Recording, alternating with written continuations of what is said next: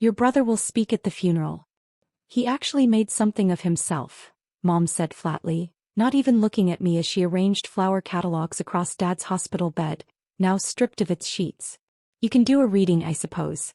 Something short. My children, Sophia 15 and Marcus 12, watched me nod and say, okay.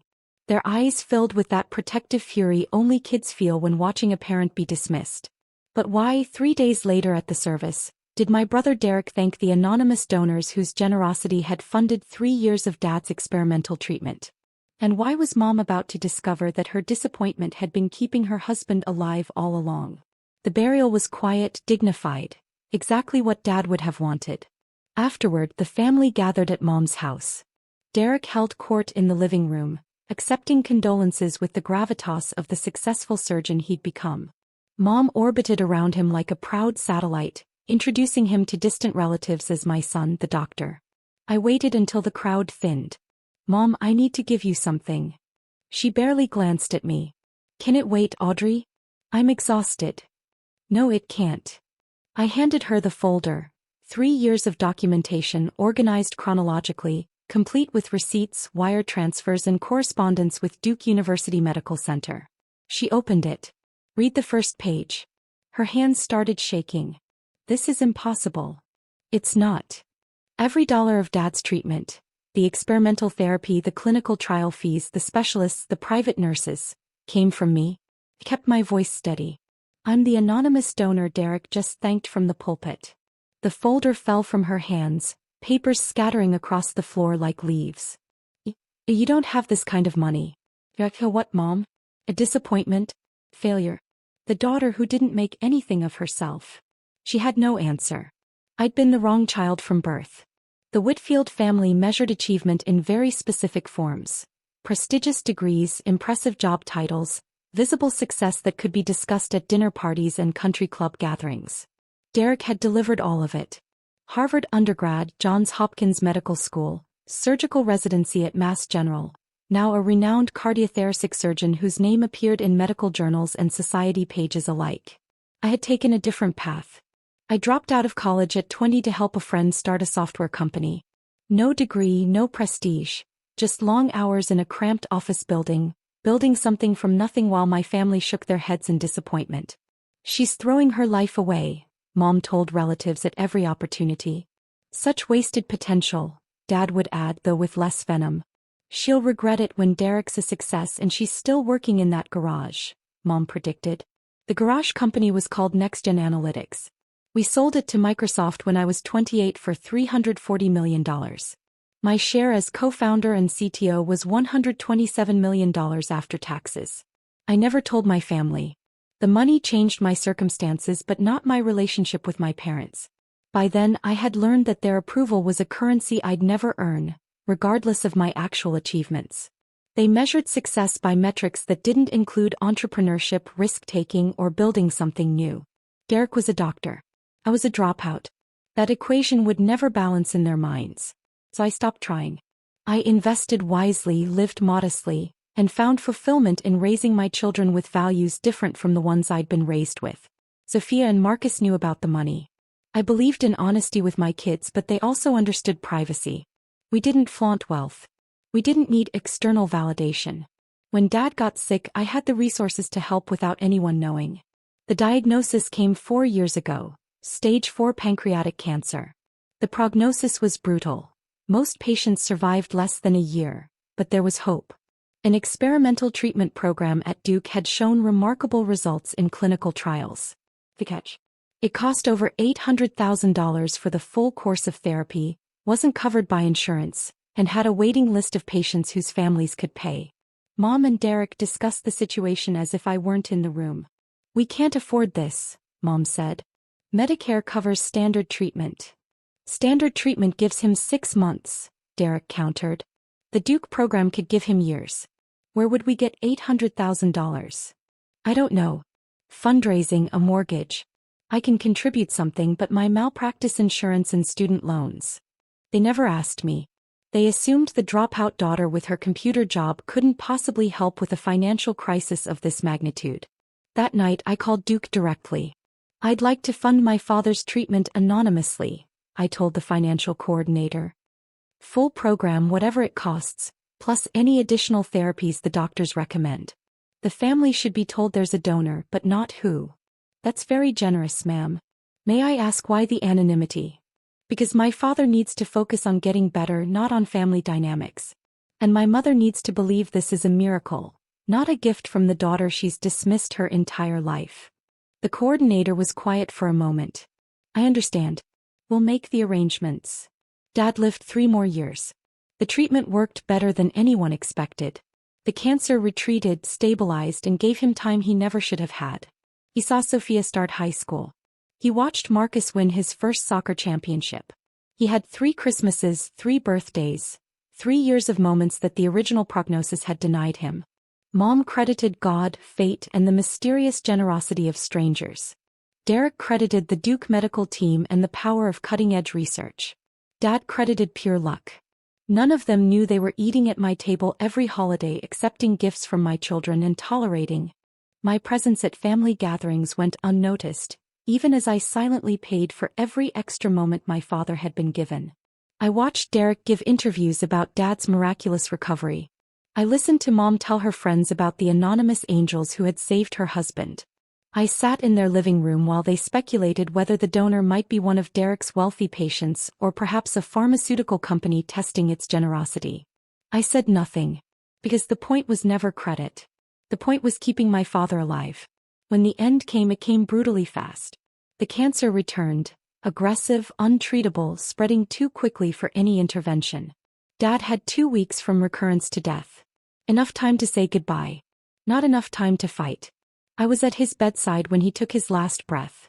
Mom and Derek were there too. For one fragile moment we were simply a family losing someone we loved. Stripped of roles, stripped of resentment. Then Dad was gone. And everything returned to normal. The funeral planning exposed every fault line we had ever tried to ignore. Mom took charge immediately, assigning roles based on her hierarchy of worthiness. Derek would speak because he had made something of himself. I could do a reading. Something short.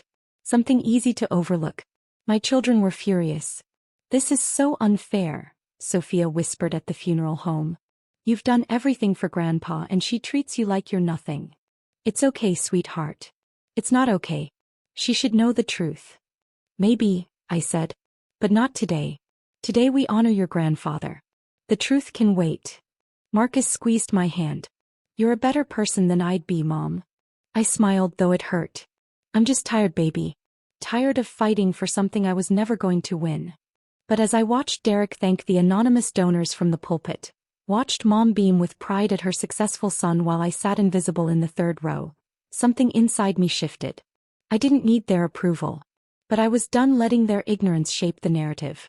The folder contained everything: 3 years of wire transfers totaling $1.2 million, correspondence with Duke's financial office, thank you notes from the research team, documentation of every experimental therapy, every specialist consultation, every private nurse. All of it funded by the daughter who had supposedly never made anything of herself. Mom read through the papers with trembling hands, her face shifting from disbelief to confusion to something like grief. I don't understand, she finally whispered. Where did you get this money? I sold my company 8 years ago. The one you called a waste of time. The one you were embarrassed to mention at parties. What company? You never. Next-gen analytics. We developed data processing algorithms that Microsoft wanted badly enough to pay $340 million for. I watched her process the number. My share was $127 million, I continued. I've lived quietly because I prefer it. But I've also had the resources to help my family when it mattered. Derek had joined us, drawn by the tension. He looked over Mom's shoulder at the documents. You paid for all of this? The Duke treatment? Every dollar, for 3 years. Yes. Why didn't you tell us? Would you have accepted it? I asked. Would Mom have allowed Dad to be saved by her failure of a daughter? You needed it to be a miracle. You needed it to fit your story of who succeeds and who doesn't in this family. Mom's tears fell onto the papers, smearing ink. I didn't know, she whispered. I know you didn't. That's the point. I crouched next to her, softer now. You spent my whole life measuring me against standards I never agreed to. Derek was the success. I was the disappointment. But while you were keeping score, I was building a life that let me save Dad's. Her breath hitched. 3 extra years, Mom. Every soccer game Marcus played for Grandpa. Every graduation photo with Sophia. Every Christmas morning. That came from the daughter who supposedly never made anything of herself. The silence stretched. Derek spoke first. Audrey. I'm sorry. I had no idea. I know. I thanked anonymous donors in my eulogy. I should have thanked you. It doesn't matter. Dad knew on some level. In his last week he told me he was grateful for every extra day. He didn't know where the money came from, but he knew it was a gift. That's enough. Mom was still crying, still holding the papers, still trying to reconcile the daughter she had dismissed with the woman who had been quietly keeping her husband alive. I've been so wrong about you, she said. For your whole life. Yes. Can you forgive me? I considered it. The decades of dismissal, the dimming of her eyes whenever she looked at me, the way she lit up only for Derek.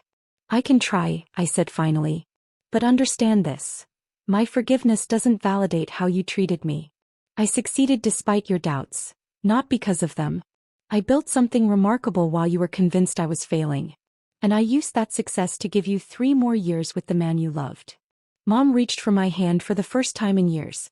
I see you, she whispered. I finally see you. The aftermath was complicated. Mom and I began the slow work of rebuilding a relationship broken since my childhood. It wasn't easy. 30 years of patterns don't dissolve overnight, but she tried. Genuinely tried to know the daughter she had never bothered to understand. Derek and I found unexpected peace. Without the weight of competition, we discovered we actually liked each other. He was still arrogant, but he was also brilliant and unexpectedly funny. We met for dinner once a month, comparing lives built on very different measures of success. My children watched all of it. The revelation, the reconciliation, the healing. Mom, Sophia asked one evening, why did you keep it secret so long? You could have told them years ago. Because it wasn't about them. It was about your grandfather. Keeping him alive. Giving him time. Whether my family appreciated me didn't matter. What mattered was that he got 3 more years. But they treated you terribly. They did, I said. And now they have to live with knowing what they missed. I smiled. The folder wasn't revenge, sweetheart. It was truth. They'd been telling themselves a story about who I was, and the story was wrong. I just finally gave them the accurate version. And now, she asked. Now we see if they can write a new one. Dad's grave is beautiful in autumn. I visit every month, bringing flowers, sitting on the bench nearby, talking to him about the life he never knew I'd built. You'd be proud, I told him last week. Sophia's applying to colleges. Marcus made varsity. And Mom actually called to ask about my work. Can you believe it? 40 years of ignoring my career, and now she wants to understand. The wind rustled the leaves. I chose to hear it as approval. I miss you, Dad. But I'm grateful for the extra time. Every day of it. I placed the flowers at his headstone and walked back to my car, where Sophia waited with coffee and a conversation about her own dreams. She wasn't the child who'd made something of herself in anyone else's terms. She was becoming someone remarkable on her own terms, just like her mother. They chose Derek because success looked like degrees and titles and visible achievement. They dismissed me because my path didn't match their expectations. But while they were busy measuring worth by narrow standards, I was building something they couldn't see, and using it to keep the father they thought they were losing. 3 years. $1.2 million. A lifetime of being underestimated. Finally. The truth.